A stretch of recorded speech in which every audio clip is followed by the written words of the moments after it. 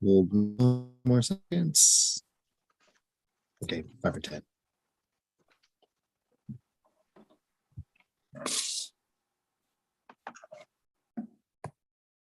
All right, we're live. Take it away.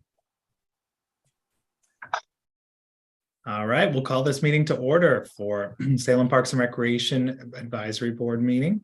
We are here on December 8th, and let's start with our roll call. So Keith Norris. I'm here. Alan Alexander, I don't think is with us yet. Woody Dukes. Here. Rick Hartwig. Here. Alan Holland. Here. Joan Lloyd. Here. Debbie Miller. Here. And Dave Friedmaker told us he was going to be absent today. So we have a quorum and let's proceed. We have a big agenda tonight. I apologize for last month's getting canceled.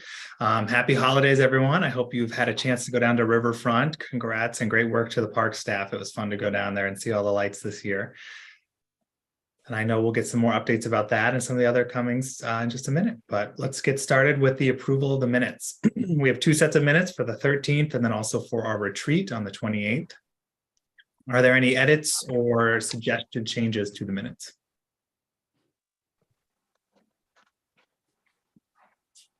Move to approve. Second. Move to approve, seconded. Any further discussion? All right, voice vote to approve. All in favor, say aye. Aye. All opposed, say nay. All right, passes unanimously. Let's move into our public comment. We had no written comment for this meeting. Is there anyone here that's a member of the public that would like to speak? I think I'm seeing all folks prepared to speak to us in a little bit for presentations. Okay, and Rob, confirming nothing came your way that I missed, correct? That's correct. All right, thank you. All right, well, we have 3 presentation items for today, and the first one is to discuss the proposed amendments to Salem Revised Code, Chapter 86, which is trees on city-owned property. A huge thank you to Woody for putting together some thoughts and really reviewing the Planning Commission meeting and some of the big topics that came up there, some opportunities to Sprab to really think about our role in this. I think many of you may remember Robert Chandler presented on this earlier on, and so this will be a chance for us to hear a little bit about the update and where things stand. Rob, were you going to give a short update on that, or was there another member of the staff? Tonight, well, in your packet for the update for the Parks Natural Resources section, there is a brief update. I'd be happy to go over that now. We also have Laurel here from our Public Works Development Services, and she's spearheading this effort for us. So she can also maybe just say a couple words about where we are, if that's okay. That would be wonderful. And I think particularly on the timeline, I know initially it sounded like maybe December for council, but if I read that correctly, now we're looking at January, February. So Laurel, if you could just give us a reminder of where we are for everybody and then where this might go in the next 2 months or so. Sure, thank you. My name is Laurel Christian. I'm a planner over in Public Works Development Services, and I've been tasked with kind of the procedural process for taking the amendment through to Planning Commission and Council. Robert was unfortunately unable to join us this evening, so I can kind of provide where we're at and then what we're looking at moving forward.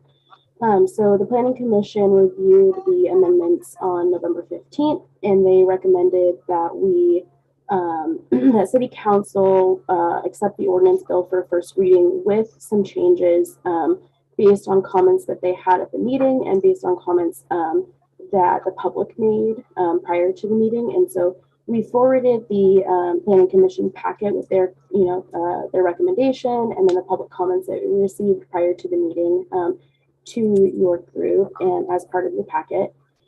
And moving forward, currently we're working with legal to kind of address the kind of large overarching issue that we discussed was the process for land use approval of tree removals. So the large part of the amendment that we're recommending is that city tree removals be reviewed as part of the land use process rather than later on, later on in the development stage of the project.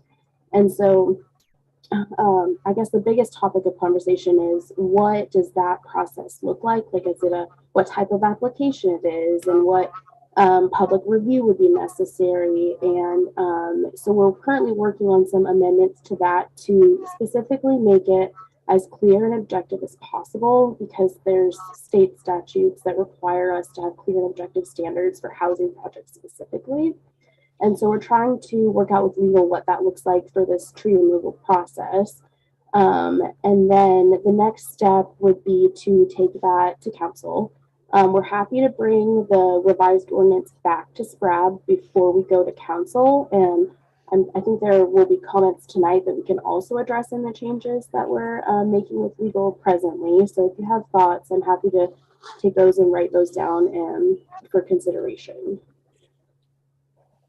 So January is possible for council, but it might be February. Thank you so much. That was very nice and concise and very detailed. So I appreciate that. Woody, do you want to kick it off? Just give us some of your top level items that I know you gave us a lot of really good points to consider in your notes, but do you want to share some high level thoughts you have? Well, first of all, I apologize for the way the notes, it's more, they're more notes is what they are, because that's what I was working through all the stuff. I sent this to Rob 45 minutes after it was due, and luckily it got into the packet before it was sent out, that about 3 hours later. So it's just some things that caught my attention that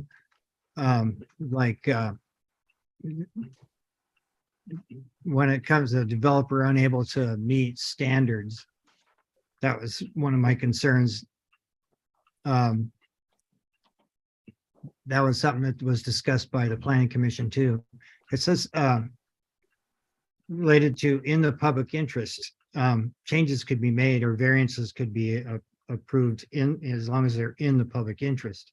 But I was wondering if it's written in a way where the developer can change how the spacing of the trees or whatever in relationship to maybe they don't want as many, maybe they're block a business sign or something. And then they would still be responsible for the same number of trees that whatever they don't plant, they would put that money into the tree bank. But I'm just curious about them, changing getting variances or changes to the ordinance, and what's required of them through the ordinance of planting trees on their property. And the other one was on section 86053 on direct referral, says the obstruction by trees of views. And I wanted to know what that meant, what the city is proposing and related to as a contractor or a developer come and ask, or a property owner wanting trees trimmed or not planted or whatever related to obstruction of views. Because it says under C, it says the city shall not permit the removal of a city tree for improvement of maintenance of views. So I'd like to have a little bit of clarity there. The other one is interested persons. Now is it the property owner only? Is it only the people within 250 feet? I know that they have to notify the neighborhood association also, but would a property owner, would a citizen, you have to be a citizen of the city? Would it be from someone from the far end of town? Could they be considered an interested person? Who can, I need a better definition of interested person. And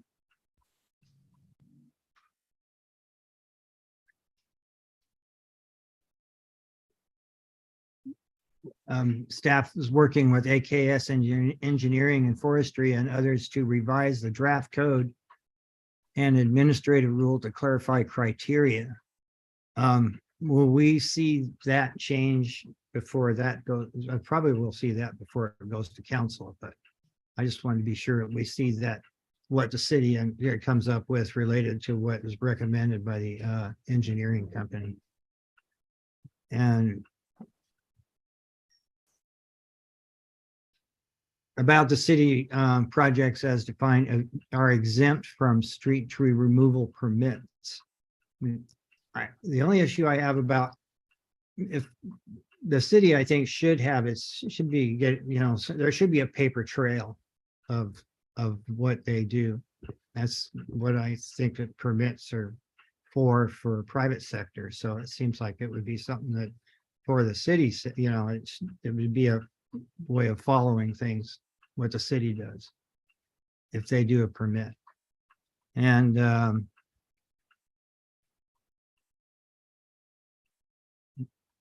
I think you'll have to read what I wrote about down near the bottom about variances. I have a big concern about variances and when they're approved. Does the inspectors on site have the ability to approve some variances on site? Because we know that things change once they start breaking ground, things come up. They'll find things that would requires them to look again at how the plans are and how to change. I'm just concerned about variances about when they are approved, and if they are approved after. If we're supposed to look at tree issues during the land use part of it, and then during the development of the property, there's something comes up and there's a requirement for a variance. Would we have a chance to look and see the changes, recommended changes under certain criteria? And if you look at on my thing here under chapter 300, there's some parts I took out of chapter 300 relating to tree variance, and some of that's confusing, but it also applicable code chapters is it appears that there's a Y there. It says yes for council review. So I just wanted some clarifications on those things. And that's it. Laurel, do you want to take a shot at answering some of those, or seeing if you can maybe take the first couple pieces? I guess variances is one I'm hearing. Council review, how that happens. I think those are the two main ones to start, and then interested parties, how far that extends in your view. I think those are the three main ones that I caught, but Woody, you can elaborate after those if there's any I missed. Sure, thank you. So in chapter 300, that table that says council review, I'll start with that one since that seems the easiest in my mind. That is whether or not council can call up a planning administrator decision. And so there are different types of applications. Some are strictly administrative, done by staff. Some council is able to review. So that's what that is indicating. But I also want to note that this table for tree variances is not applicable to chapter 86.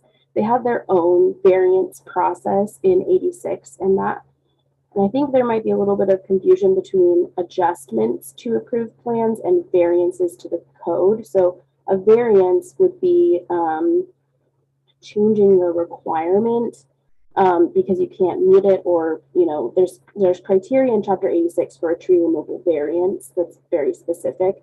But it seemed like the question was more about adjustments to approved plans, and there is a portion of 86 that we had drafted that talked about after the land use process, once the street tree removal plan has been approved, then an applicant could come in back to adjust it later. And the Planning Commission also had some questions on that section because it talks about not being able to go back out for review and have notification to the people that had initially commented. So that is one of the other things that we're looking at, is revising that process potentially. But that adjustment process is based on the type of application that the tree removal plan ends up being. And so a type 1 procedure doesn't require council review. It's just strictly a staff decision. And so we initially recommended that the tree removal plan be a type 1 process, but later we talked about it being a little bit more, not necessarily squishy, but there's some discretion. And so a type 2 procedure might be better suited for the tree removal plan. And so that would change the adjustment criteria to the plan and whether or not people would be notified. But again, that's something we're still working on. And then, sorry, can you clarify the third point? I lost it. I'll just jump in and say, I think it was the interested parties or interested persons. and Interested how it relates. persons. That's a question for legal that I can come up with an answer to, but I don't know now. I'm guessing that that's a legal definition.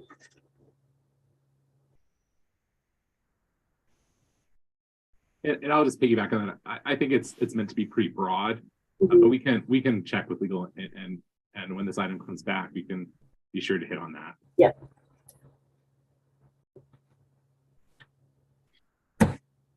That's really helpful. Woody, do you want to follow up on that before we open it up to others? Not right now. Okay. I guess what question I have to follow up on that immediately is, as you're thinking about the notification process broadly, I think it would be wonderful, and apologies if I missed it in there, to have SPRAB be a party that gets notified regardless when there is something with the tree removal. So even if it's not going to go to the full level of public hearing or something like that, but having somewhere in there, is I know that this is essentially moving it from where there was more SPRAB involvement earlier on. I understand why it's happening the way it is, but I think just making sure we're at least aware, whether it comes up in a staff report or in Rob's notes or something, making sure there's some kind of notification process, I think would help. In that way, if there is something that, as this, especially a new system gets tried out, if there's opportunities for more input, things like that, we're ready to be able to provide that and know what's happening. Okay. Woody, I see your hands up, but I also saw Debbie had her hand up too. So I might go to, was that correct, Debbie? Did you? Yeah, We'll go to Debbie and then we'll come back to you. it might be something that Woody's going to say. I just took some notes when he was talking, and he wanted clarification on obstruction of views and the public interest and interested persons, just to know who that, what kind of obstructed views, who can decide what's obstructed. And I thought those were good questions. Woody, could you point me towards the code section, because I wasn't finding it? On obstructed views, about views, you mean, or which Yep. one? Yes. Yeah, that's 86053, director referral number 3, the obstruction by trees of views. Because there was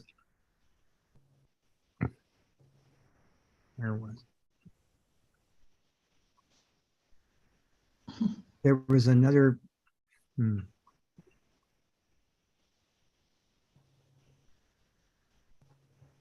I'm not familiar with what that section is referring to, so that I think that's an answer I'll have to come back to you with yeah, as I'm well. trying. I had sent this to Rob earlier and he made a comment on it. I was looking for the other part. There were 2 parts. Yeah, I was wondering the relationship between that particular, to this director referral, the obstruction by the tree of views, related to 86090, which is the city shall not permit the removal of trees for improvement or maintenance of views. I was wondering, I'm just trying to make sure that the trees are protected from being pruned or removed for views as compared to any other, natural reason for natural pruning for the health or any other reason, or clearance for traffic and stuff like that. This says improvement or maintenance of views. Now I'm just concerned about what that means. what is the city saying about views in this tree code? Shoot. What are they referring to? Okay, so I think I finally tracked it down. So 86, so you're referencing two sections of code. 86053 addresses when city projects can be referred to SPRAB for review. And that is separate from 86090, which is removal criteria for city trees. So 86090A has all the reasons why a tree could be removed. And then C is saying the city shall not permit the removal of a tree for any reason, including but not limited to views. And so it's saying that we would not permit removal of a tree to accomplish a better view. So that's what that's saying. So that language is not new. Yeah, right. See, I was on the committee that rewrote the previous version of the code. And that's what caught my eye when I saw this 86053 for obstruction of tree by the tree of views. I didn't understand why that's in there. So that can be clarified and for later or whatever, but I don't, because I don't know whoever wrote this and where did this come from? So I'm just concerned about protection of trees, that they won't be pruned or removed for views. Understood. Okay. Because 86090 says you can't. So anyway, sorry for the confusion.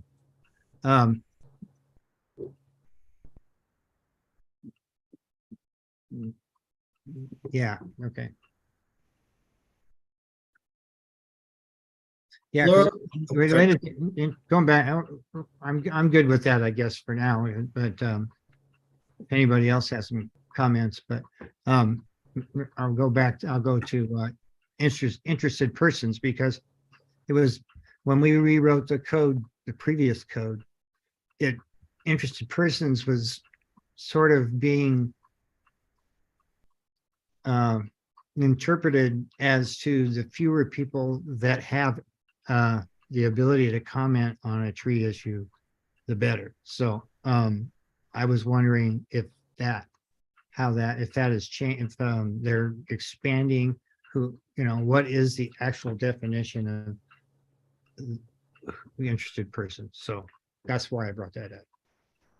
I'll follow up with our legal team and bring that answer back when we bring the next iteration of the amendments. Joan, I saw your hand was up.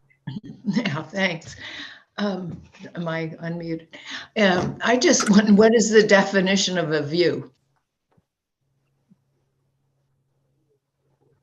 I don't think view is defined in chapter 86, but I think, so from what I understand, Woody is saying he does not want trees removed for views. And that's exactly what this is saying. This section is saying the city shall not remove a tree.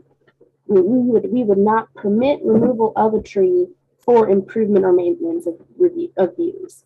And so I think that this code is getting at what's desired, because it's specifically saying we're not permitting tree removal for enhancement of views. And this section provides criteria that we would approve removal of a tree for. So I think that this is accomplishing what we want.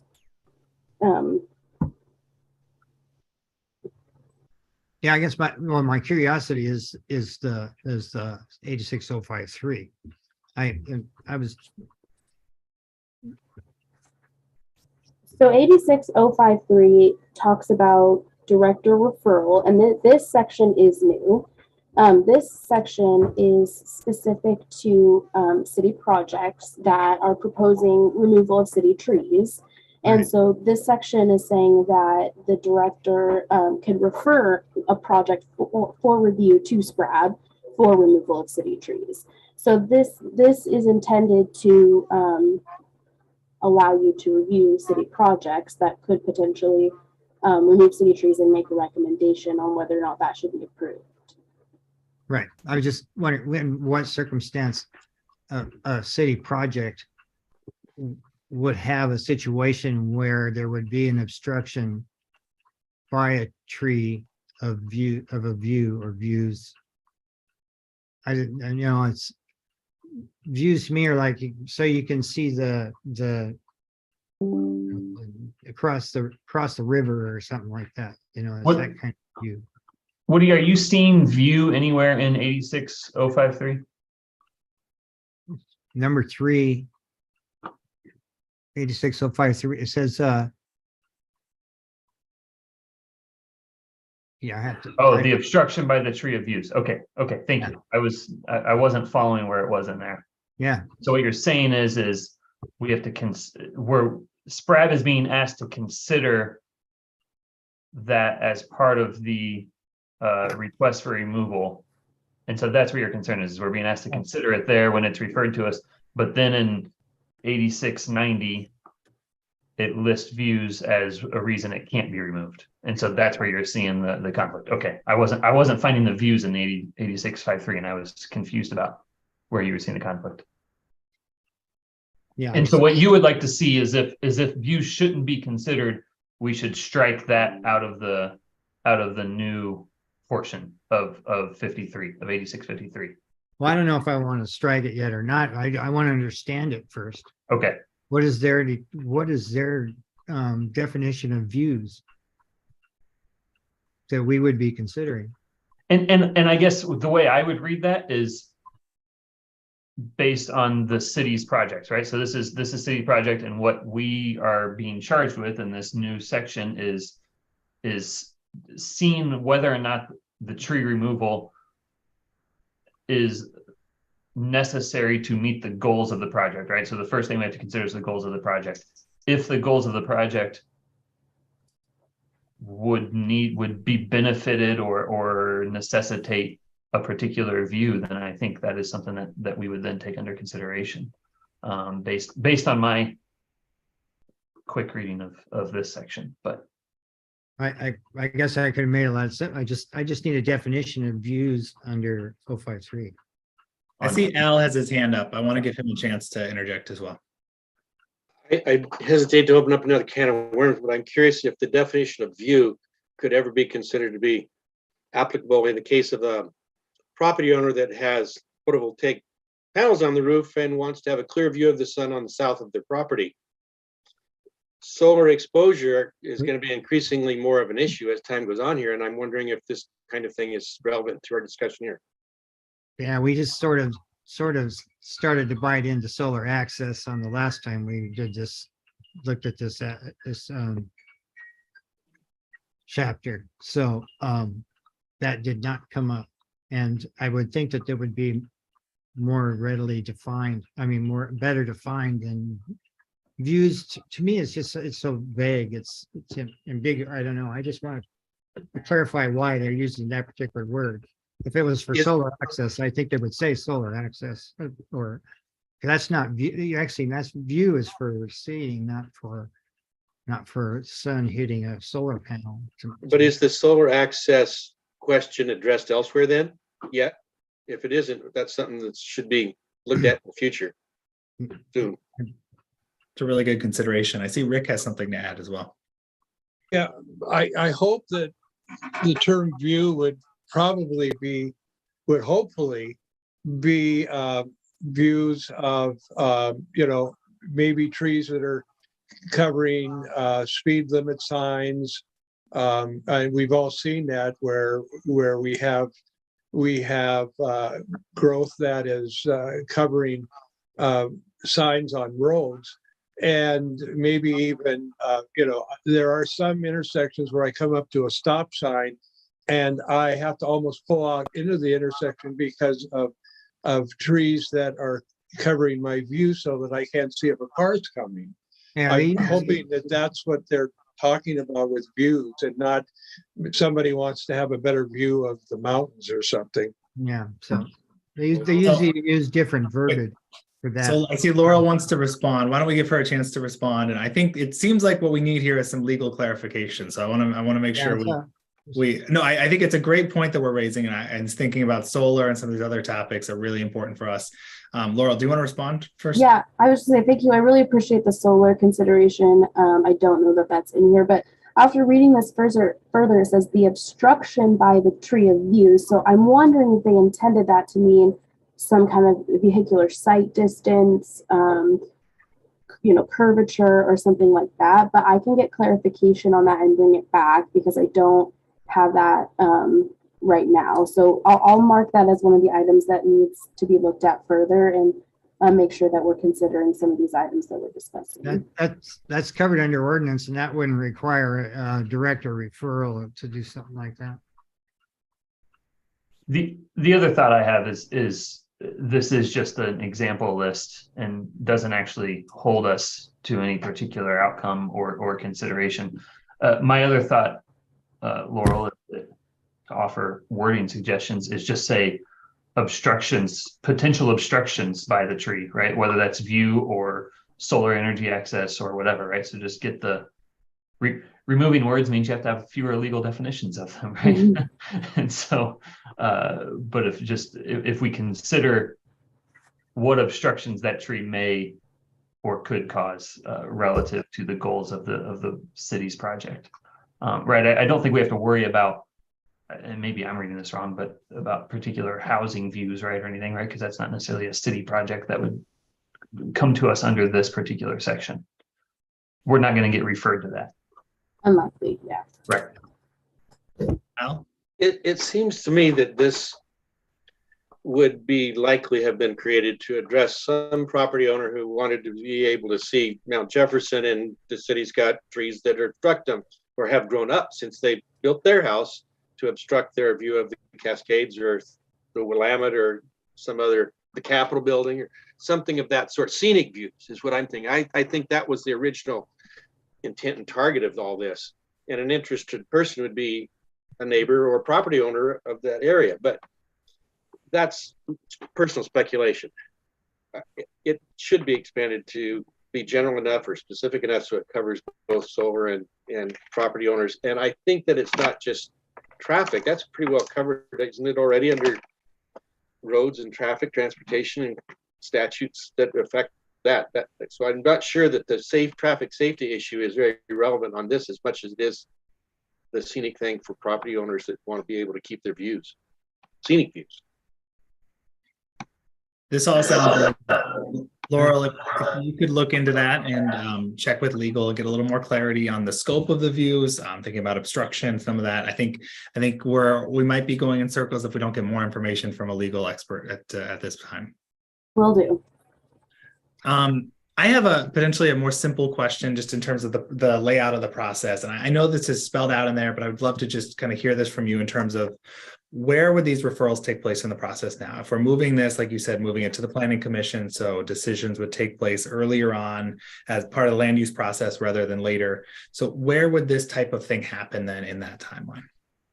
Thank you. So the intent is that we would receive a city tree removal plan with the initial land use application. So if they were coming in, for example, for a new subdivision, as part of that subdivision application, we would ask them to show on a plan what trees potentially needed to be removed, city trees, similar to the way they handle private property trees. They are required now to submit a tree conservation plan as part of their initial application.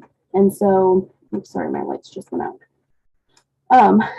So we used to meet in the offices there. So we used to, those that have been here for a while, remember that it would just go off in the middle of the meeting. I'll finish the question and then I'll run and hit them. So the idea is that it comes very early in the process when we're still doing land use approvals. So subdivision approval, site plan approval.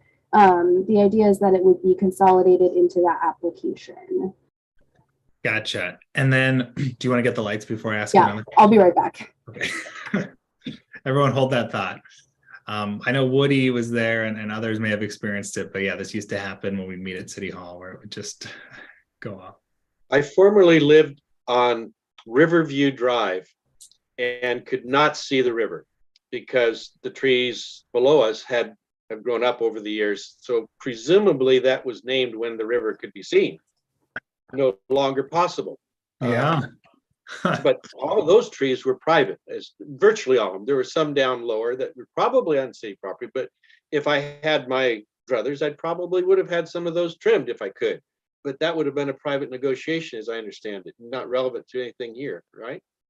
Well, and I guess maybe just to clarify, to kind of Dylan's point of what's being referred, the only thing being referred here is city projects. Yeah, yeah. And so, and those based on the definitions in 8601 are just city initiated construction on Okay. city properties, right? So it wouldn't be private developments, is how I'm reading that.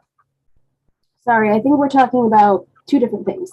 Yes. So my initial answer was the private property, private developments, those would get reviewed by city staff, and those are not recommended for referral to SCRAB. Private development would be appealed by the appeal body of whatever the decision is. So if it's a planning administrator decision, that could go to the hearings officer or planning commission. On the flip side, we have public projects, which is what this director referral section is talking about. And that there's not like a specified timeline in here as to when that would happen, but my assumption is that that would happen early on in the design process, because if SCRAB's not going to approve a tree removal, they're not going to want to do 100% design drawings. So that makes sense. And then just to follow up on a piece you mentioned earlier is that this is happening now earlier in the process. So then let's say that the reality as things move forward, there's some changes needed based on the realities on the ground, et cetera. Something else happens. So then if I was understanding you correctly earlier, there's not currently a set trigger of when that would then come back to either the planning commission or reopen up for public process, et cetera. And that's something you're looking at right now. Is that accurate? Yes, that's correct. Initially, our initial draft has it just that staff could approve an adjustment to a plan.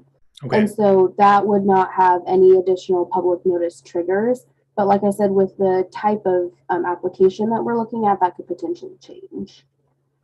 I would just put my vote behind having there be some opportunity for that to be brought up, even if it's like a unanimous consent through the planning commission or something where there's an opportunity to pull that off to separately if certain things warrant that, or if there's enough public interest. Just having seen some of these, that sometimes certain projects get more public outcry than others, and wanting to have that opportunity.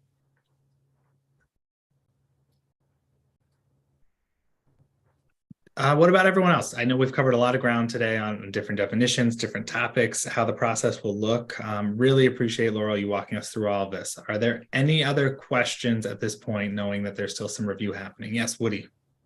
Well, I don't mean to be real nitpicky about this, but when we rewrote this the last time, I figured it was going to be decades before they were going to look at opening it up back in again.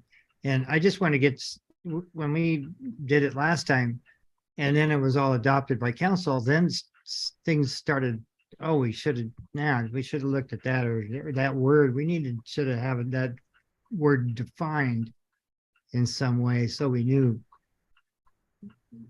what it meant, because it was so vague, it was vague in some situations when you actually applied it. So I'm just trying to get clarification on some things.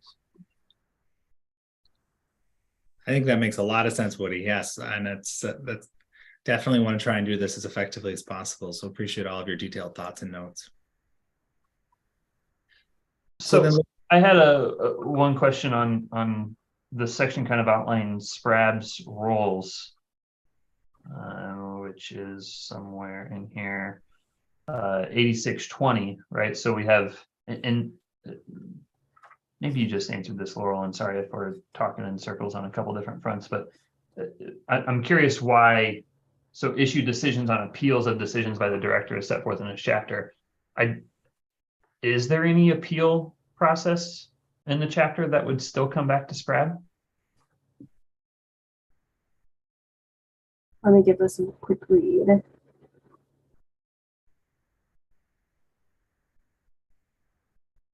because I think, at least from what I can recall of Dr. Chandler's presentation before, is part of the motivation for this was to not have us be involved in an appeal process, and was to move that into a different board, right? So where I found in the appeal process is it refers back to the section 300 elsewhere in the appeal. So just, is that a role that should be struck from SPRAD's duties? Yes, you are correct. I think the planning commission caught that as well. So that was one of our changes, was making that adjustment.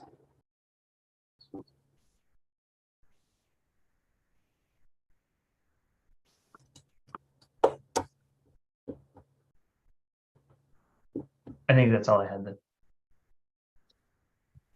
So to bring us full circle then, this will potentially go to council in, you're saying possibly late January, sometime in February, most likely.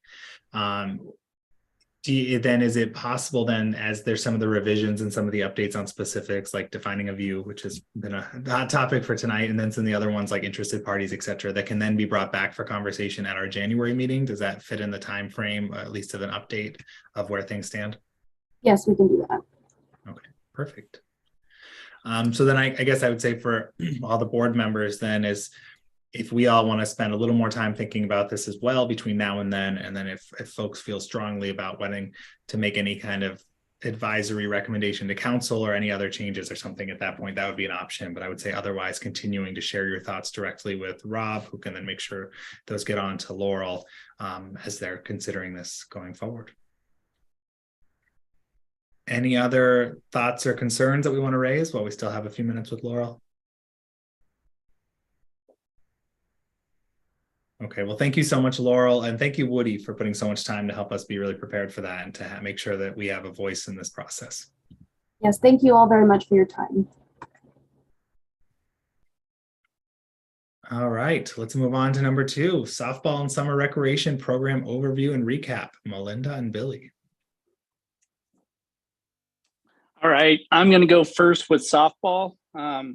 We completed the season on September 30th, which was right on schedule, as we were trying to be done by the end of the first week of October.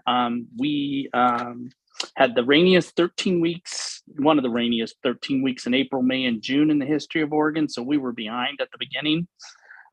First 13 tournament weekends rained out, with only a couple of games played on 2 different weekends in that first 13 weeks. Our first tournament completed of all the games that were scheduled was Father's Day weekend, June 17th, I believe it was. And we actually rained out Friday night, but pushed the games from Friday night into Saturday evening and got caught up and finished that complete tournament, which was a city hosted tournament. Spring and summer leagues were behind by about 4 weeks due to the weather, and completed the last spring league game in mid-July and the summer league games in early August.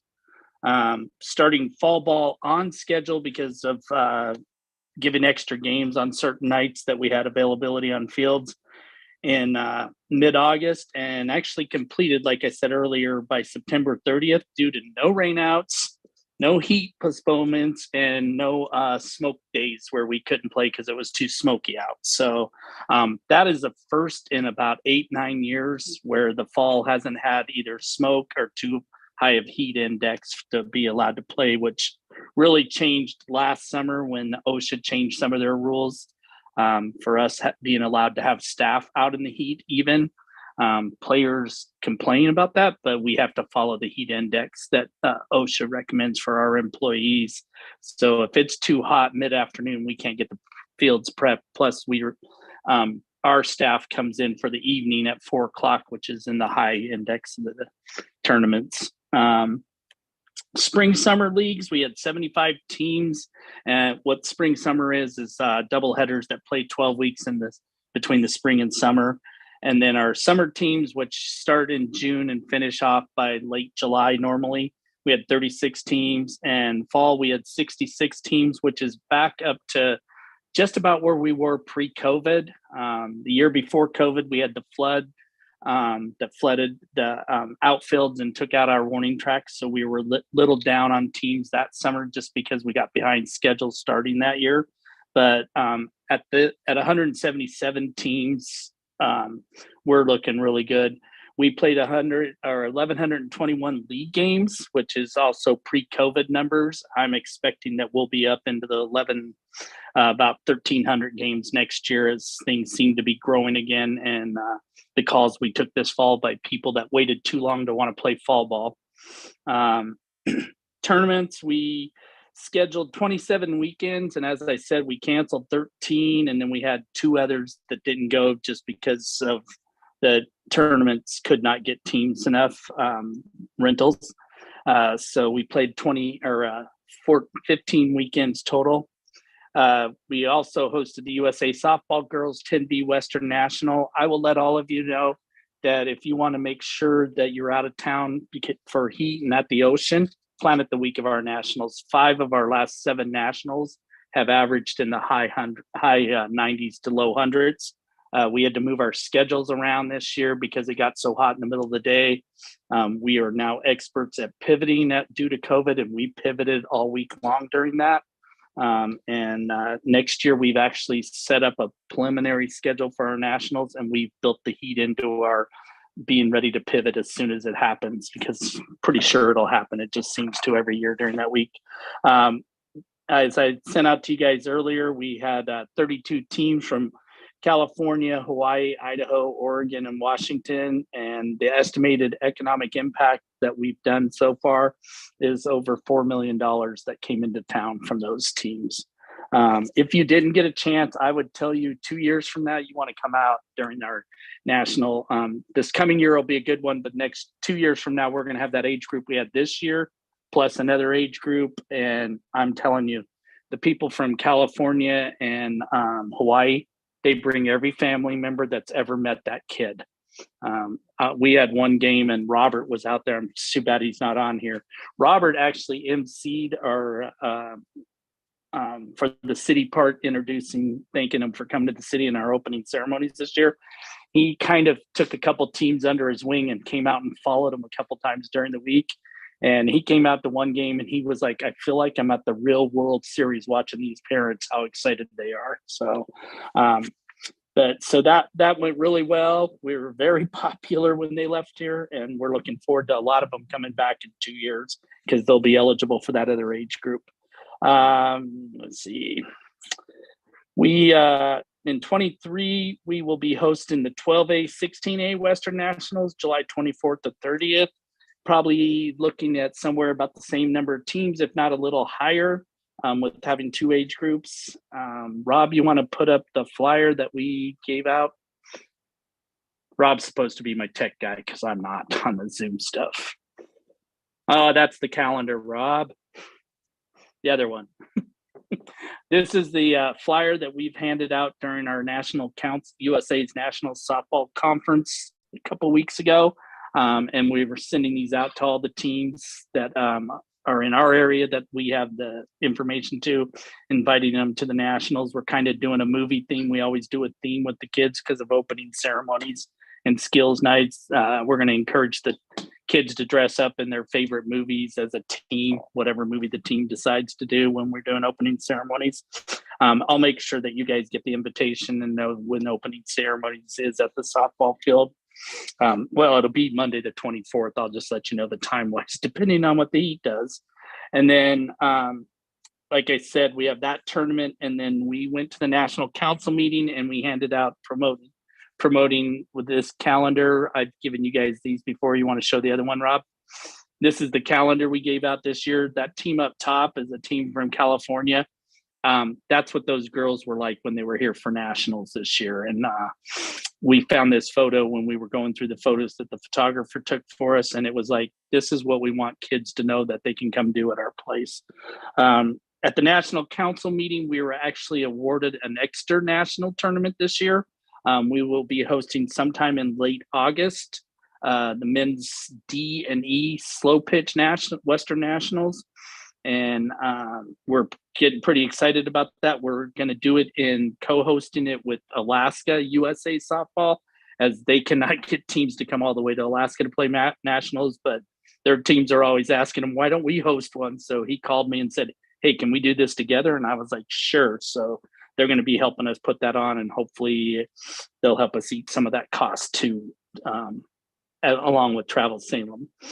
So, and then we are also awarded for 2024, like I said earlier, the 10B and 12B nationals for the summer of 2024. My worry is we may not have enough hotels when we have those two, because like I said, they bring everybody to this. Let's see, giveaway, men's D&E. We just opened up our city hosted tournaments. We host 7 youth fast pitch tournaments on Monday.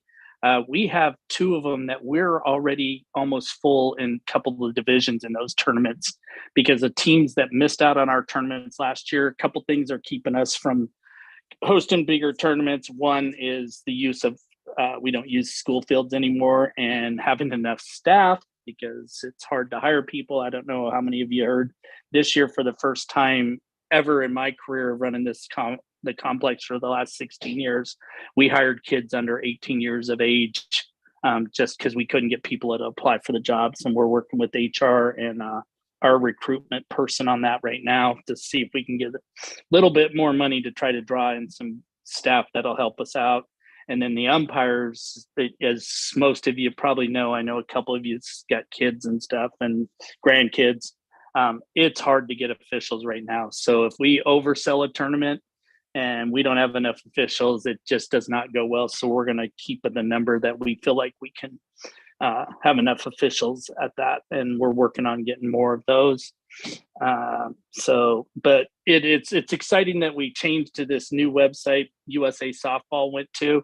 And the teams have found us and they are signing up quickly. And we've been working with down in finance at customer service and getting these people paying online, and they're paying within an hour or so of being set up, because they don't want to miss out on our tournaments. And then over the next month or so, we will be finalizing our adult league lineups and the rest of our rental tournament schedules, contracts with them. So that's pretty much everything I had. If there's any questions, we can do them now, or we can do them after Melinda talks. That's amazing. I mean, that's just, I'm equally amazed at A, how much activity there is, and then B, how long the list of weather events is getting in terms of reasons you have to cancel, whether it's the smoke or the flooding or the heat. It's unfortunate. Yeah. When I started 16 years ago running this, I mean, coming out of being a coach and running teams for years with my wife, it was like always rain was the problem. Yeah. Whoever thought it would get too hot to play softball in the Northwest. We used to have on that calendar a thing about mild weather. You know, we have mild 80 degrees, low humidity weather in August, July and August. I took that off after people that are involved with softball around the nation started saying to me, "You're lying there. You have 100 and some degree and high humidity during that week." So, but yeah, we've got a great place. I mean, it's almost 40 years old, and people are amazed that it's that old when they come visit us. So, and we have lots of those trees you guys have been talking about. We do tend to do that. Rick, question? No, I just have a comment. I just want to thank Millie for all that he does.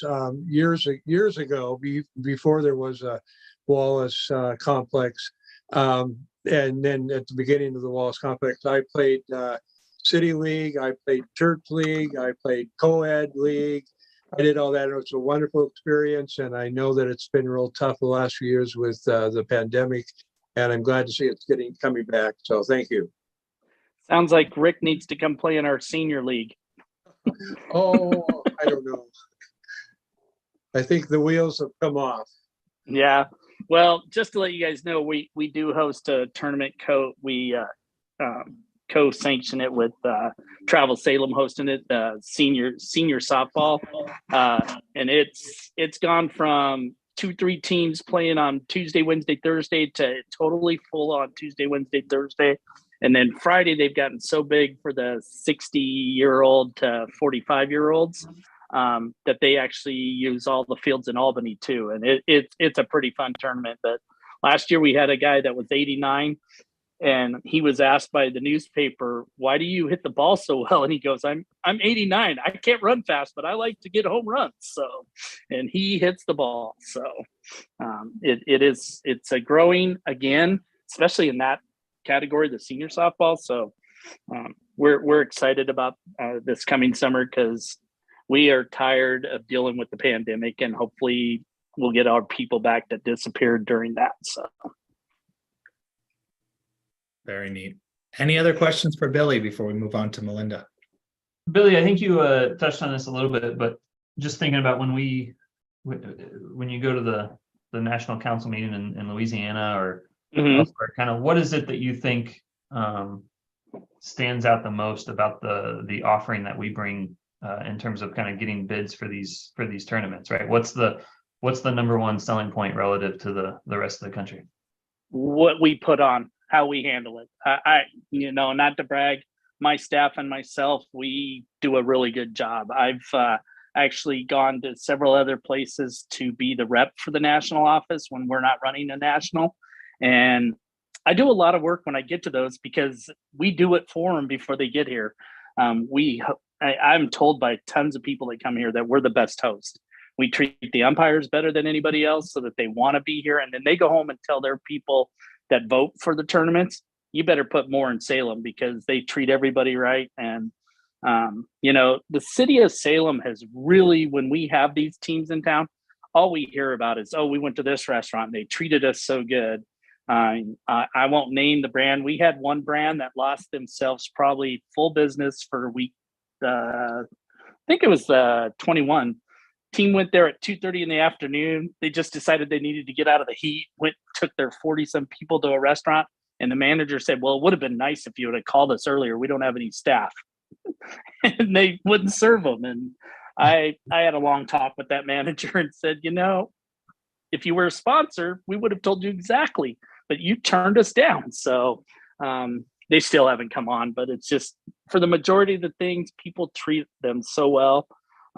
Downtown I think our downtown getting the way it is now, the girls love going down there and going to the different shops and stuff. So we use, because of the heat, one year we did the signing in at the pavilion at in Riverfront Park, and it was 105 degrees with 10-year-old girls standing in line for 20-30 minutes to get their names signed on. We use the convention center to sign them in, and that just naturally that day is downtown. They all want to go downtown. They want to go to something that they can't see at home to eat or shop. So I'm kind of hoping some more stuff happens downtown so that they get that. But I did have a bunch of them tell me they loved going to the town center now, the Willamette Town Center, which we all think it's an indoor mall, but it isn't anymore. They've got stores that are attracting these kids, so and their parents. So and that's the big sale we use when they're here. Hey, if you're from California, there's no sales tax for all those school clothes, so they go buy. So great, very good. And I think you mentioned a little bit on kind of the opposite of that question, right? What's the limiting factor for us? And you mentioned kind of not having enough fields or umps or staff. Right? Those right now, fields limits. And umps, and then trying to get ourselves back to full staff.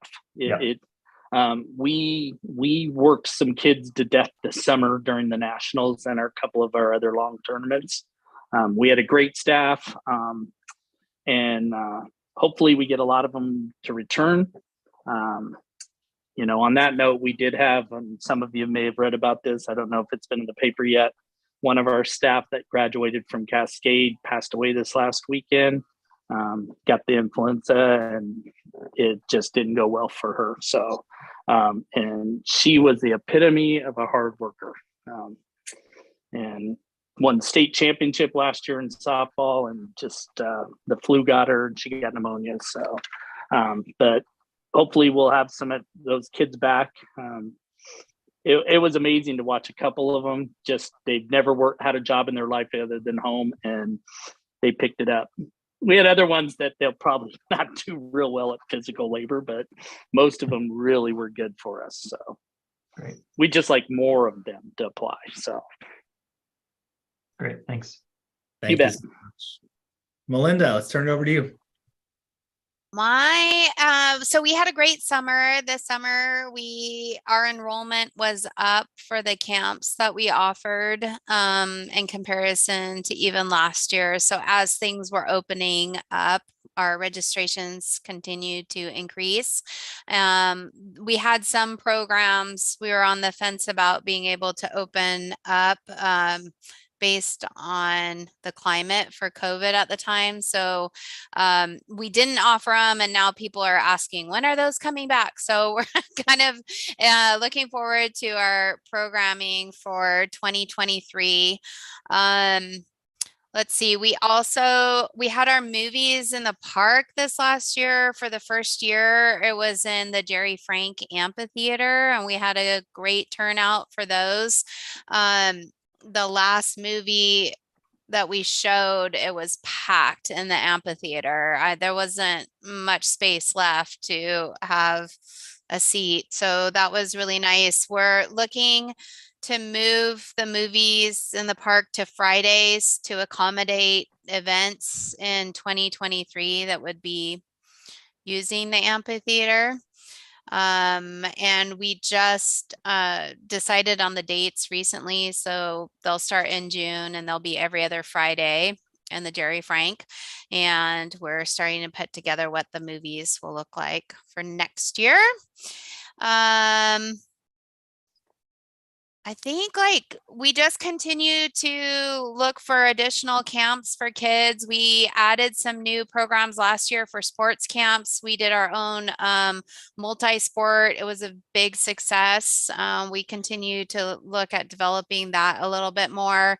Our basketball outside on the courts actually is proving to be people are interested in it. They really like being on the basketball courts outside. So we'll continue to offer those. Tennis is a hit still.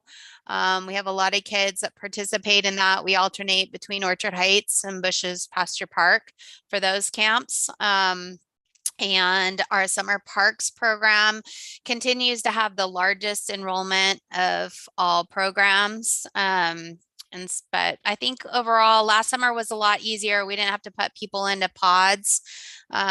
We could have the kids playing outside, and I think that was really helpful, and it was helpful for staff also. So does anybody have any questions for me? Thank you so much. Oh, Al, yes. What provision is there for any recreational swimming during the summer publicly?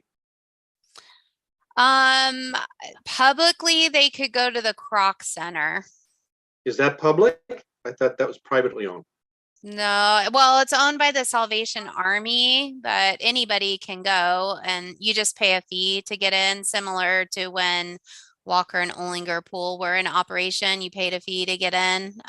The Croc Center is similar to if you wanted to go swimming at the courthouse, you would have to be a member. If you wanted to go to Salem Tennis or Illahee, those are membership only. Same with the various neighborhood pools in town.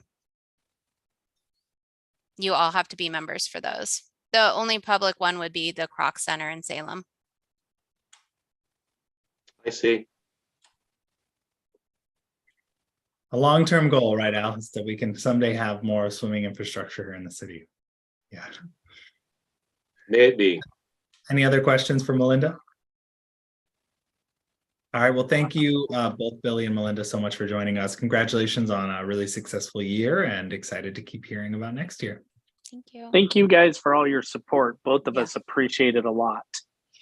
And we look forward to that public aquatic center, new softball sports complex that we will build someday in the future. You're doing great things. Thank you. All right, next up, Heritage Tree Program presentation, Don Gunther. All right, thanks for having me. Good evening to everyone. I'll just say first off that I'm at home under COVID protocols. And so Mylan Davis is gonna actually be my assistant and run a PowerPoint program for me. I didn't have access to PowerPoint at home. So thanks for sharing your screen, Mylan. So yeah, the program was started in '81 and it's kind of had some ups and downs, and for the last few decades, it's really kind of languished, to say the least. So I'm just going to give you a bit of an overview of some of the timelines of the program, show a few of the trees that are currently heritage trees, and maybe talk briefly about where we might go after that. So if you could advance the slide, Mylan. Yeah, so this is our timeline. It was established in 1981. So what is that, like 40 years ago, I guess. And then within the first like 4 years after that, 27 trees had been designated as heritage trees. In 97, there was kind of a pretty major update to the program. Some of the trees had been removed, they were in poor condition. And so it went from 27 trees to 22 trees at that point. Next major update to the program was in 2001. And at that time, the heritage trees were given legal protection. In the process of doing that, property owners had been sent letters just advising them that there would be constraints to what they could do with those trees now. So they were given the option to either readopt those trees or to let them drop off the list. And several owners, at that point, delisted their trees. And that took us down to 15 trees at that point. Yeah, and then so since then, a few trees have been removed from the list. A few trees have been added. My math here doesn't seem to be adding up, but currently we have 22 trees, or tree groves, if you will, that are Salem heritage trees. Something that Mylan mentioned to me just kind of brought up the fact that most of these trees, have other legal protection based on our revisions to our codes. So, most of these heritage trees are 30-inch DVH or greater, or they're city trees that already have protection. But so a lot of these trees are under double protection at this point. But if you'd advance the slide, Mylan. So this is a map of our current heritage trees. The blue dots are heritage trees. We recently added these to our Salem street tree inventory list, even though many of them aren't street trees, but we added them to the inventory. You'll notice that a long line of blue dots there running south from State Street. Yeah, Mylan pointed it out. That is like 4 blocks of linden trees that are like a heritage grove. Each one of those trees has protection as a heritage tree. Just some other notes. You see that little cluster downtown, kind of to the west of the Capitol. That's 8 London plane trees at the county courthouse. What else? Only 1 tree right now in West Salem. It's a sequoia. Just one other thing I might note. The far southwest dot, if Mylan could kind of point to that one, that's a tree, that's a silver linden tree that in the past, at least, the homeowner has not wanted to be made publicly, they don't want the location of that tree to be made public. I don't know how they may think differently about that now, but so at any rate, these are the trees that we currently have 22 of them. And I'll just go ahead and highlight a few of the trees. Some of you probably know these trees at least as well as I do, but if you want to go ahead and advance the slide, Mylan. So that's the Hager's Grove pear. Many people have probably seen that as they're exiting the freeway northbound. Once you come up to Mission Street, it's just right across the street from you. That is one of the older planted trees that we have in the city, planted in 1852 by someone. They brought it by seed over on the Oregon Trail, covered wagon. It used to be a grove of fruit trees, apparently, back in the day. This is the only one that's now remaining. And when you look at it, when you see it, like from the highway, it doesn't look really that special, but if you get right down there, right to the base of it, you'll see it's a big old tree. So that's one of our heritage trees. That's actually an Oregon, a state of Oregon heritage tree, as well as a Marion County heritage tree. And then of course the Salem heritage tree. And if you could advance the slide, Mylan. You're not going to tell us. Say again? You're not going to tell a story about them. Okay, I'll tell this story since you asked, Mylan. Back in that Hager's Grove pear, the story goes, I don't know if this is legend or fact, but the story goes that Munkers, the gentleman who brought the tree in the covered wagon, also brought a casket for his wife. He didn't think his wife would survive the trip because she was in poor health. So he wanted to, be able to put her in a casket if she died. Well, she survived the trip. And the story goes that, in fact, she buried him in that very same casket. So that's just an interesting story. I hope it's true because it's a pretty cool story. Back to the Judge Waldo Sequoia. I'm sure many people know of it. At one point, it was listed in Ripley's, believe it or not, as the smallest park in the world. Someone else, I think, in Portland made some little dot in a street just so they could take the kudos for the smallest park. But that's a real one. That's a real city park. It was designated in 1936 as a city park just to help provide protection for that tree. And as the city has grown, it's become, the streets have grown larger, but they've managed to still save that tree, and we'll continue to save it. So that was planted by Judge Waldo in 1842. And again, it's one of the very oldest trees that we have. Oh, excuse me, I guess it was planted in 1872, my mistake. So we have another tree, I believe, Mylan. Okay, this is the Liberty Beach. The house now is now a dentist office, planted by Jacob Amsler in 1902. So this is also a very old tree. The dentist that owns this property is very protective of this tree. So I give them credit for that. He got pretty upset with the tree crew and they needed to just do a little, just very minor trimming for street clearance. But I think they managed to work things out.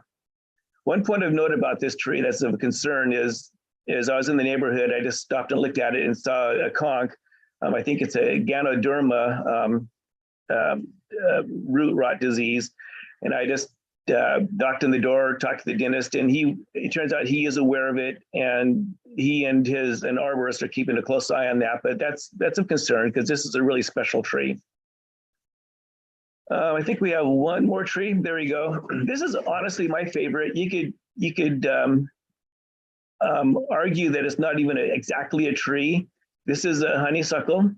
It's interesting that we aren't absolutely sure what species it is. If anyone has any ability to nail down the species, there's two options that I've mentioned there: Mackii or Coral Kowii. I'm sure I slaughtered that name.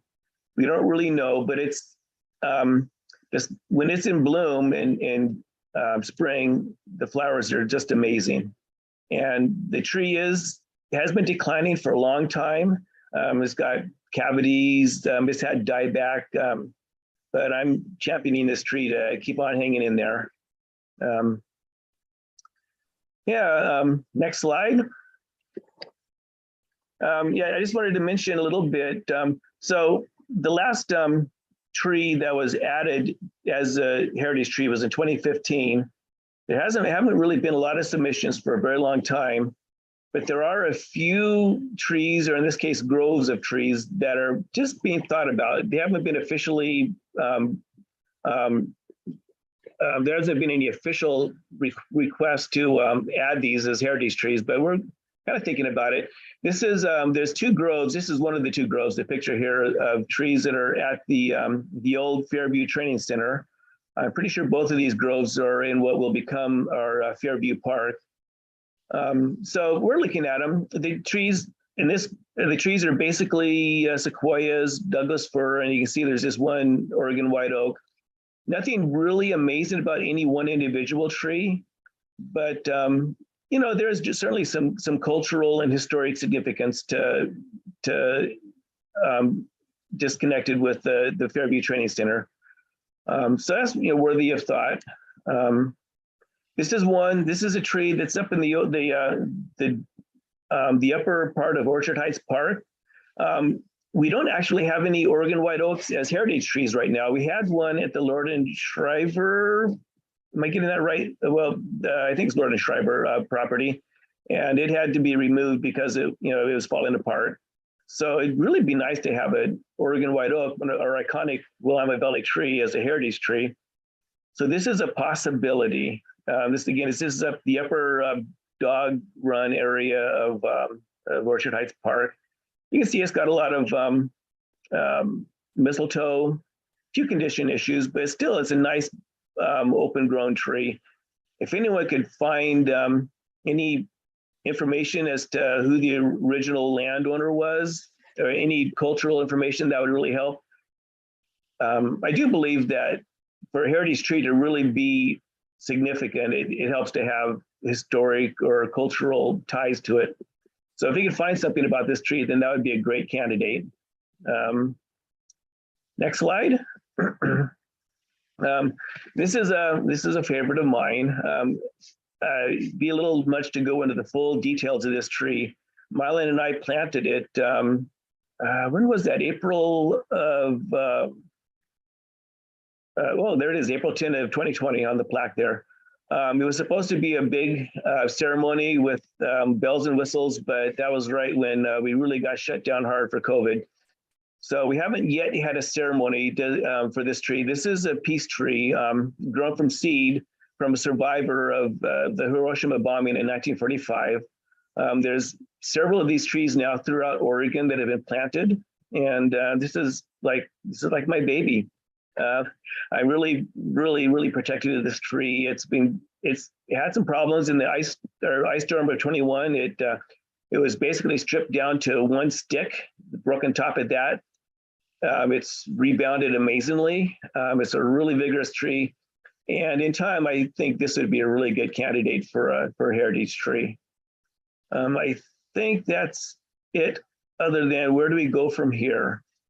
One thing of concern that I have is that back in 2001, when City Council revised the program and added the protections, there's some statement that we were to develop a website, a heritage tree website, and to develop a public outreach program.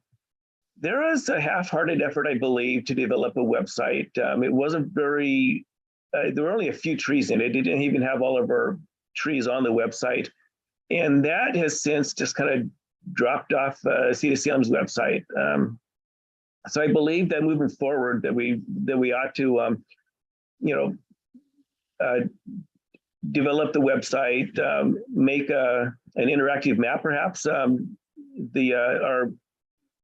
ESRI mapping program has some really good functionality. I don't know it very well, but there's people in the city that do, and we could make a really nice interactive map. So I'd sure like to see that happen. And perhaps we do need to develop some new parameters for the program. What constitutes, a tree that should be considered for heritage tree. And again, my thoughts is that it should have some cultural and historic relevance. Again, we need to relaunch the program and start building on the outreach. Yeah, it'd be nice to get an Oregon white oak in there if we have some good cultural relevance to it.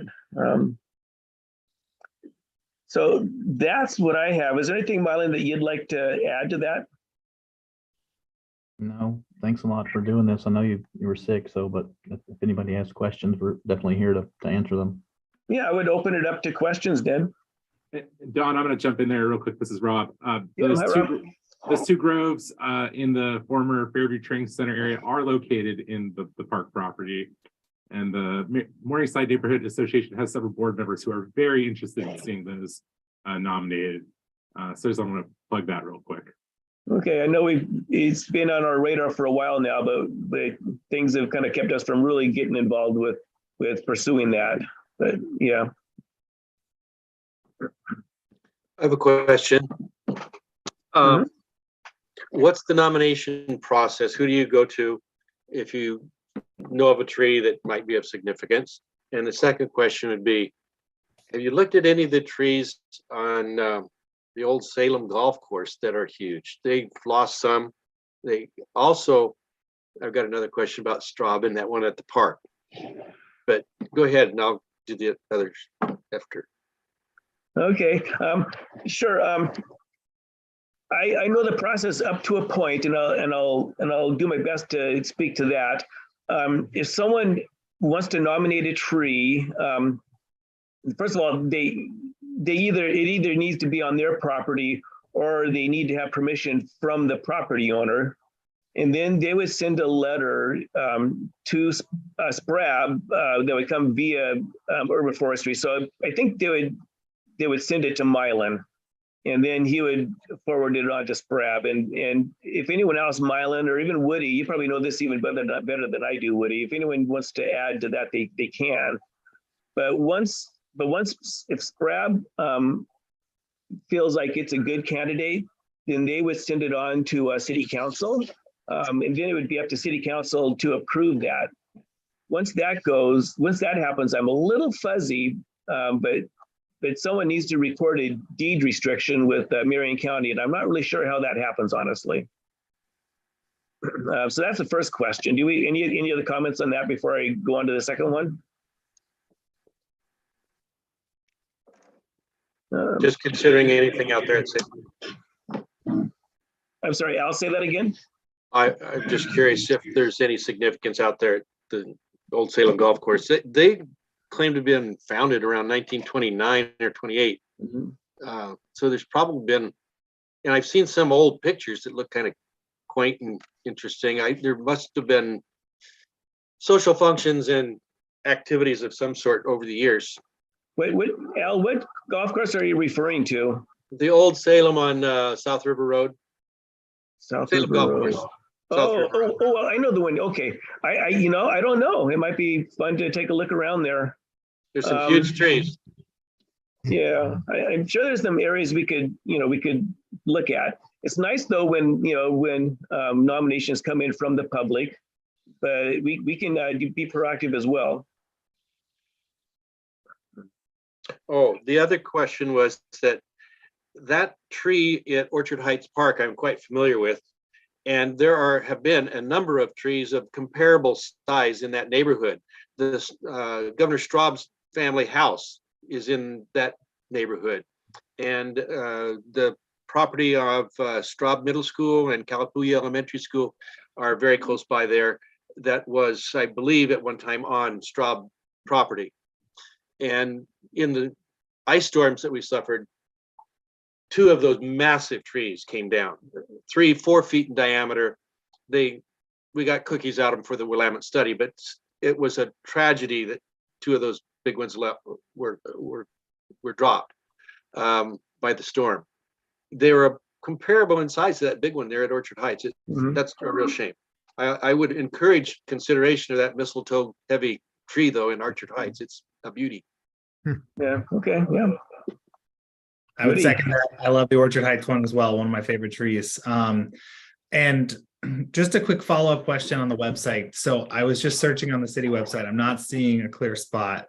So there is nothing on the website right now. Is that correct? That's my understanding, only because I've searched and haven't found it. Never a good sign.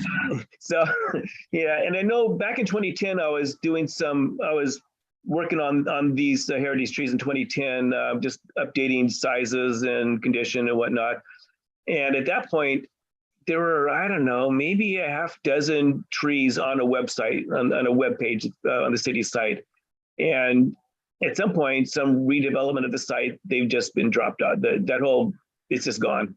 Yeah, it's gone. I asked John about it, and he was going to look into it, and nothing ever came of it. But they never restored it. And what about Bush Pasture Park? Aren't there white oaks in there that are worthy? Oh, there well may be. There's some old ones. I can't remember what some of those cookies. Was one of them like 400 years old? I can't remember for sure. But some of them came down in the storm.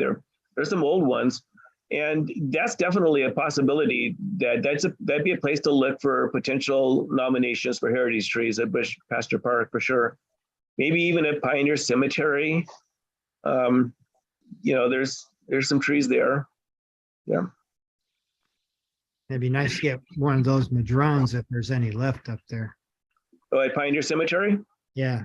Yes, they've been kind of going downhill a bit. I think maybe they got a little too much irrigation, perhaps. Yes, they don't like it wet. Not at all. So in terms of next steps and follow-up, I guess one immediate question is, can you share that map that you sent with like where the trees are? Obviously, apparently one of those is secret location, but Yes, please. that would be wonderful since it's not on the website for the time being. And then two, I guess, is how can we have that as a priority for the city to start at least putting up something like that map and like a basic information on the website? It seems like that would be very useful and would meet our 2021 obligation or 2001 obligation 20 something years later. I got to start on that. In that, I did add those trees to our inventory map, and I added pictures and some descriptions on the map. So someone that knows more than I do about geographic information systems, I think they can take that as a starting point and make some sort of an interactive map, or maybe even do a story map if anyone knows what those story maps look like. I think that would be a real good option. What do you think, Mylan? Yeah, I think that's what we'll come up with something real quick. I mean, we've got Trevor Smith now, who's great about the website. He's willing to put anything up there that we want to. So I think, bringing this to you guys, and then obviously having Don and Woody as the authority on a lot of this stuff from previous years, just coming up with something, basic. And like, we do have to respect the one property owner maybe that doesn't want to have their location shared. We could put all the rest of them on there and make a map and have some information about this and maybe develop a new sort of next step for heritage trees if anyone's interested in listing their trees, especially now that trees over 30 inches are protected already with our new significant tree code. Would it be a consideration or a possibility to have a sign by each tree, something similar to the peace tree sign that you've placed? Help people identify them and respect them? Well, a lot of these are on private property, so I don't know that we would do that for people's private property trees. But I think the map's a great idea. There are already tree walks that people do in Salem based on some of these trees that they go on tree walks. It can be something we bring back, but at least a basic website with the information and what the program means, and then kind of build from that, I think. Connection with the possibility of somebody going on a tree walk would be a nice thing to include in that website. Yes, for sure. Lots of Well, I people. for one would love to lead a tree walk. Problem with the tree walk for our heritage trees is they're quite widespread. But another option for where there may be heritage trees is at Wilson Park that surrounds this state capitol. Once all the construction is done, we might be able to come up with a tree walk that would cover several trees that are within a reasonable walking tour distance just around downtown. So that's something going forward that could happen. Salem Bicycle Club might be interested in a tree trip. Yeah. Okay. Really good idea. All right. Any other questions for the time being? You can also look at the Marion County and the state of Oregon heritage tree lists. Some of them have city trees on their lists.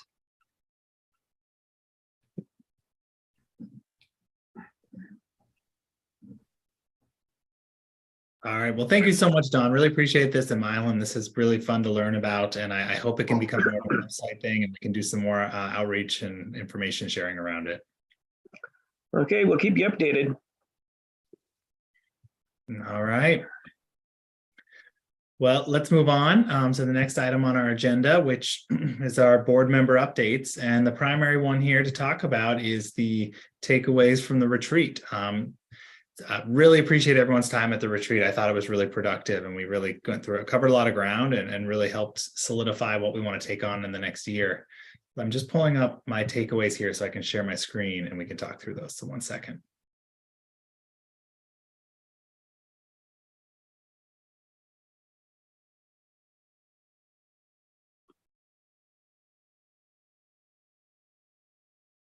Is that pretty easy to see for everybody? Perfect.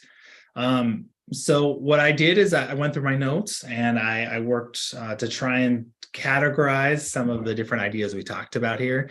And then I shared this with Keith and Jen and Rob, and we talked about it to make sure it lined up with all of our different takeaways. So we can just quickly go through these if helpful. If I don't know if folks had a chance to read them. I know it came out just yesterday to your inboxes. But the big thing for today, just to kind of fast forward to the end point here, is what do we do with all this information? Where do we go from there?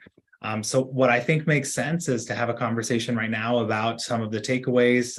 You all can spend some time reviewing these notes in more detail as well after this meeting. And then Jen, Rob, Keith, and I can take the feedback and then try and actually put together a work plan for in January that we'll adopt. There are some roles and responsibilities. So things like presenting to neighborhood associations, et cetera.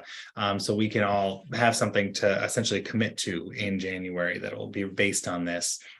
And then the other thing is the four of us talked yesterday and came up with 2 different research ideas to start the process of us having a little bit of homework to research some different ideas and then come back and talk about it in January.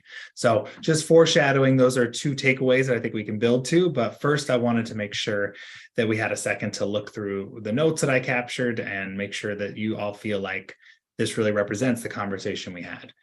So the high level categories, promoting parks is a big one. Al, you brought up Mayor Hoy's 90 Parks, 90 Days. I think that's a great thing for us to follow up on. We talked about public engagement. So really thinking about neighborhood associations. There are a few people mentioned we could present to multiple neighborhood associations. Each of us could take on 1 or 2 per year. Advising council, obviously a pretty big part of our role. Thinking about how we could do that more proactively, engaging them more directly. So thinking about budget line items, being more in tune with that. Also thinking about things like the climate action plan. And then volunteer opportunities. So trying to have each of us attend at least 1 volunteer opportunity per year, I think would be a good opportunity for us. And then having those ready to share. One that I went over too quickly up here is on public engagement, the idea of a shared fact sheet and slide deck for all of us. So we just have that core information available. So what master plans have been done, when is the SPIF timeline, what's the CIP timeline? So if all of us are going to talk to anyone, be it a neighbor, a member of the public, or a neighbor association, we can easily tell them, here's just a quick overview of what you should know about in terms of park information. And then finally is master planning. Obviously, another big role for us is for us to start thinking about some of the roles of that liaison and trying to increase that a little bit. So there's more regular report backs to council, potentially presenting to neighborhood associations about the park you're working on. And then even with other projects, maybe taking on some larger long-term research. The best example of this was what Al was talking about with the idea of an extended river path towards Kaiser. So is there something where we could be laying the groundwork for some bigger projects later on? And maybe Al, it could kind of lead that effort, for example, to do some research, have some conversations and report back, and others could be helping you as well. But trying to give each of us, to use Debbie's phrase, kind of like what's my goal for the next year? I want to know what I'm focusing on, I think is what you said at the meeting, which I think was really in tune with where we all want to go. It's kind of what's the bite of the apple that I can take off for the next year. So I'll stop there. How does that sound? Does that resonate with everyone based on what you remember from the meeting? See some thumbs up, some nods. Anything folks would add? Anything you want to really emphasize from this relatively long list of takeaway ideas?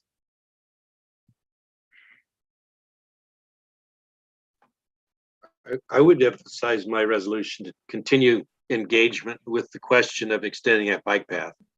It seems like an important thing that going to be a long range project, but I'd like to know more about the specific of the obstacles so we could possibly start ticking them off. And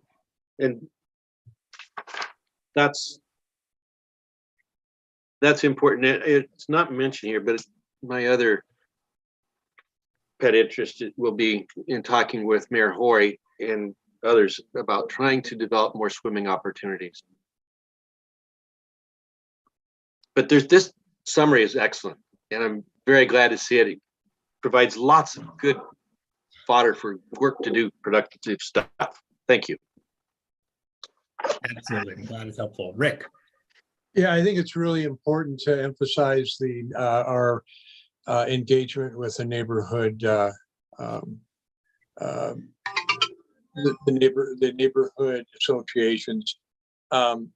And I was wondering, I think, well, how come I haven't, I'm Fay Wright.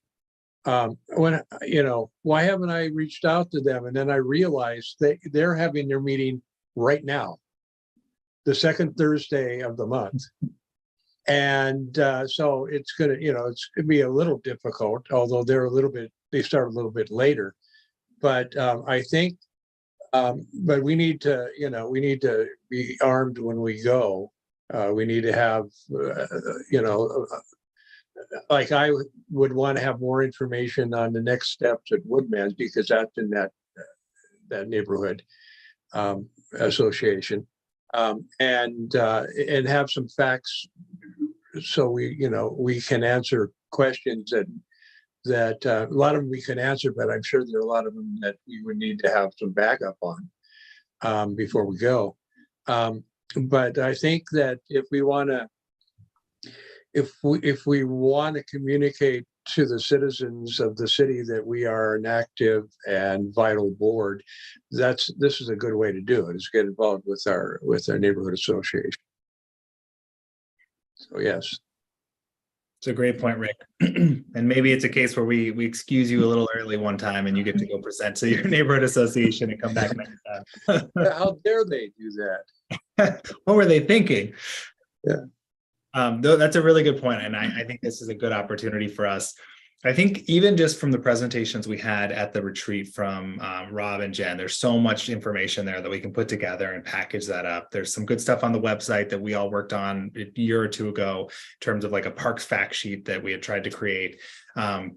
So I think we can put that into an easy place to start. And then as we do some of these presentations, we're probably going to realize, oh, there's a lot of questions that are coming up from different neighborhood associations, and we can continue to build that resource. But I think with Rob and Jen's help, we can build something pretty easily that hopefully doesn't reinvent the wheel, but just pulls from some of those orientation presentations we already have. Will it be possible to get that slide presentation in such a way that we can carry it with us in a thumb drive and just plug it in on their computer, or bring our laptop and use that? That'd be my hope. Can we get it digitally?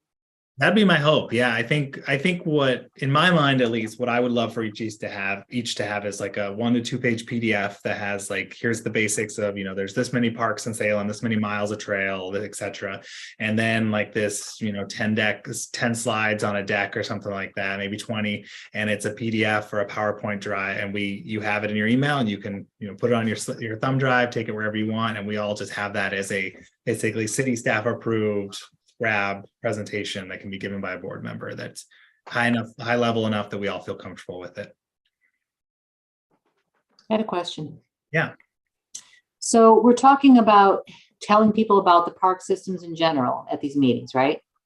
And are we talking specifically also about trying to let them know about the grants, or what else are we looking? Because I was sort of thinking it as informing them about the grant program. Yeah. In the summer.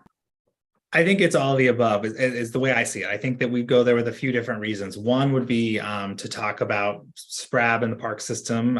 2 would be to talk about upcoming opportunities. So the biggest one would be SPIF grants that they may be able to take advantage of, things like that. There might be, if there's relevant master plans coming up in their area, that'd be good for us to know that. And we can hopefully check our little master calendar to say, next year, there's hopefully going to be a planning process on this park that's within your ward boundaries.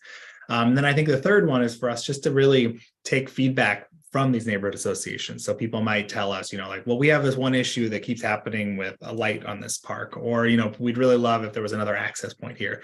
So then any of us that present can then come back to the SPRAB meeting during this board member board member updates and share that. And then that's then relayed to staff, and it's in the public record of this is an issue that, should be considered as there's possibility to address it. And sometimes it might be something where that maybe the issue had never been relayed to the right people, so we can make sure that happens. And other times it might be a larger thing that gets added to a CIP list for the future. That's great. But I will just add a big caveat to all this, that this is a little bit new for us to be trying to diving and a little bit deeper into the public outreach side. So I'm sharing my vision for it, but obviously I want to build this together. So anything, you all feel like we should add on to it or maybe remove or change, this is all up for creating co-creation.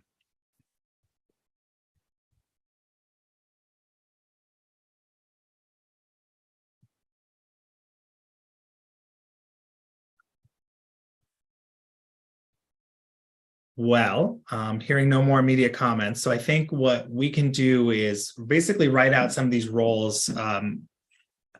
One other thing that I think is an important factor to think about is that Mayor Hoy talked about wanting to revisit boards and commissions over the next year and thinking about their roles. And I think we all have an actual opportunity here as being already in that process to kind of be a leader and to help show, what works and what doesn't. So what I think we can do is in January is adopt a list of roles and responsibilities for ourselves, like we've talked about here, try and attend one volunteer meeting event per year, present to 1 to 2 neighborhood associations, things like that. And we can plan that to be kind of a pilot project for ourselves. And then we can revisit that the following January. And then we can see, is this something we want to adopt as like a permanent SPRAB responsibility list, that when someone applies for SPRAB, they see this is what I'm expected to do, and we can kind of build that as it goes. And then hopefully, Mayor Hoy and everyone else will be able to then look at other boards and commissions and say, here's some different ways of working effectively. So we're really adding value.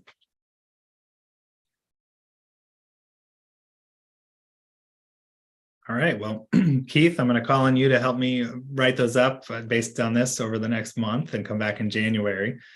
And then the other thing we talked about, we're biting off some different research projects where we all as SPRAB members can look at some different topics in between meetings and come ready to talk about some of that. And this can give us an opportunity to inform some of the city.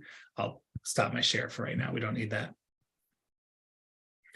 This can be an opportunity for us to inform some of the city rules and regulations to help with city thinking on new projects. Maybe it's the climate action plan implementation.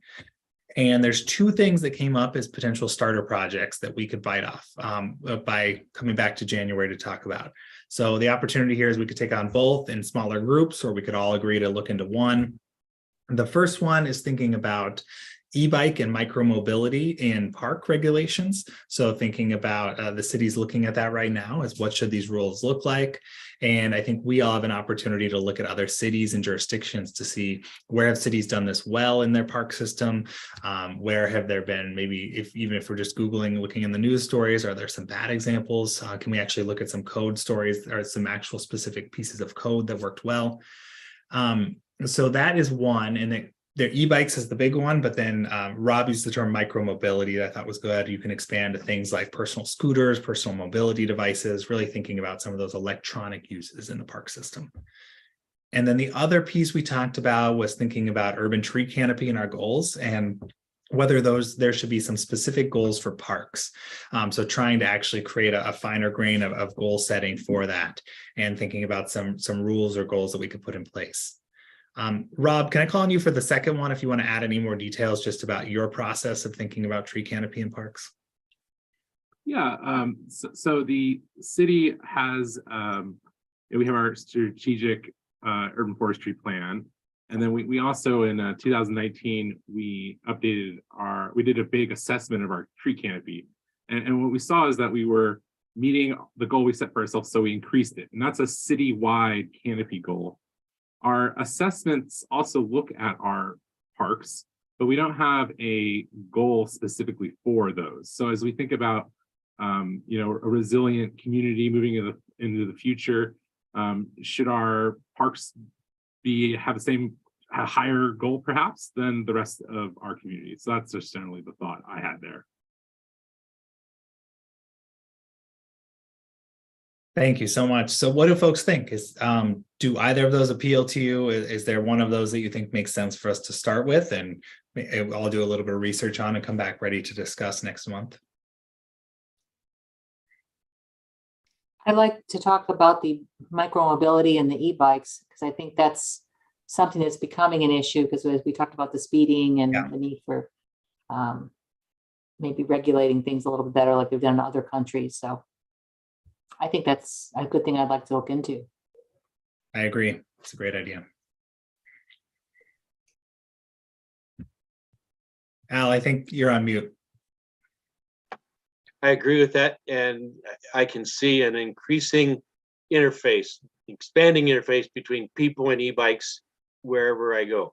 And especially in our parks and on the trails of Minto Brown, there are times that people really have to pay attention. People have to be careful, and there are some who are not. And some miss out that 10-mile-an-hour sign on the park entrance and areas. So I'm not sure what the solution is, but it's deserving of attention, yes.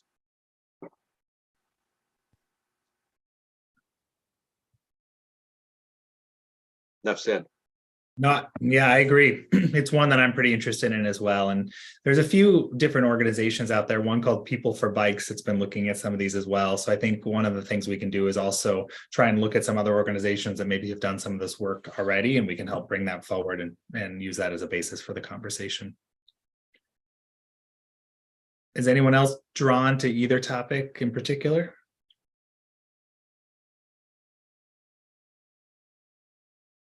Well, hearing none, perhaps what we could do is maybe Al, Debbie, and I can look into the micromobility and e-bikes a little bit, and maybe the three of us. The nice thing is 3 is short of a quorum, so within public meeting rules, we can still be communicating on this as long as it's talked about at the board meeting, as far as I understand it. So we can put together some research and then share that with Rob, and hopefully have that sent out to folks in January, even if it's just high level to base the discussion on. And I think this is, doing this research and coming back and making some recommendations out of it. It's going to be a little bit of a new thing for us to do it as regularly. So I think this is nice because it's a little more contained. So we can start with something and see how it goes, learn from it, and then hopefully keep building on that with climate action plan and other goals. Does that sound good to everybody? All right. Well, I'm excited. I think this will be really fun. And then hopefully, as we're all going to neighborhood associations and talking to the public, we might even come up with other ideas of things to look into over the next year. All right. Anything else on board member updates that folks would like to share before we move on to our information reports?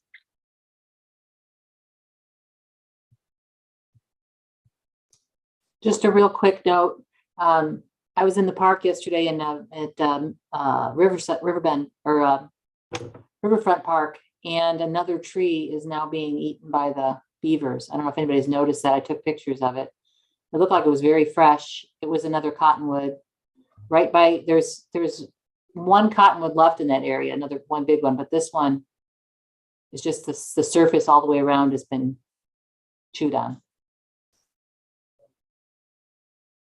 I had not noticed that when I was down there. I was too distracted by the lights, but good to be aware of that. Yeah, that's the tree that Mila and I were talking about prior to the meeting. The beavers are active again at that, and they'll probably have to fall that tree down to the river to let them eat up the foliage if it's there in the bark. But Yeah. they're going to be planting a bunch more trees along the river, so it will be green and restored eventually. But nature takes its bite. Be nice if they could put wire around it, the base or something. Well, now that it has been completely girdled all the way around, that tree is going to die. It will Right, not but be there's saved another that one. long. There's another one there it's just as big that hasn't been started on yet. I wish Yeah. they could put wire around it. They'll probably protect that one. Yeah, Mylan's aware of it. Yeah, that's not a cottonwood. That's a locust, and they're not going to eat it. They won't eat that. So Oh, they were okay. coming. They were coming for the cottonwoods. They came over our fence last year and ate the roots of that one, and we took down the fence last year and didn't put it back up in time. So unfortunately, that tree is not going to survive this round of beaver action. It got into the cambium. Yeah, it's completely girdled. Some places 2 or 3 feet up, Wow. down to the wood. I've seen them along the creek where they've girdled it, but if they've gotten the bark off of it, but they hadn't gone down into the cambium. which that's, yeah, then you kill it, but. All right. Well, I know we've been here for almost 2 hours now, so I want to be respectful of everyone's time. We do have our information reports. This has been a great meeting, though. We've covered a lot of ground, had some good presentations, and we're making up for last month. I think just given the time and knowing that we've already asked a lot of staff as is, we can go relatively quickly through the information reports, and perhaps if folks have questions or if there's something staff wants to emphasize on each one, we'll just take it line by line, but go maybe a little bit more efficiently than usual.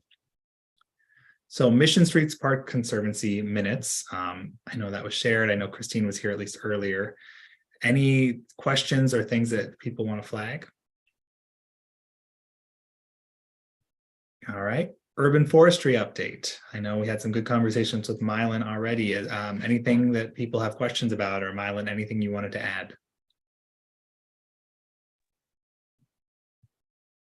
No, I mean, I had some stuff that Woody had some questions, and I can follow up him later on some of the stuff. Or if you guys have any questions further about the code amendments, I was working closely with Robert and his staff on some of those where they were, reaching out to us, asking for our opinion on some of those things. So we were involved in the process. And if you guys have any questions, obviously you can reach out to me. Thank you so much. All right, Parks and Natural Resource Planning update. Any questions, or Rob, anything? I'll let you jump in if there's anything you want to flag in particular.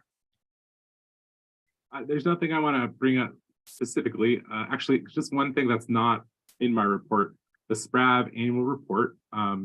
It is going to be sent to you all via email next week with an opportunity for you to review it as a draft. And please send any edits you have on it to us, and then we're going to bring that back for the board to have a motion on at your January meeting. And then we will then take that to council in late January, and I'm really excited this time we will be as an agenda item and not just as public comment. So this is another opportunity for us to formalize and have a stronger role in the city. So very excited about that. Thank you, Rob, for helping make that happen. All right, parks operations and the SPIF update. Any questions or thoughts in that?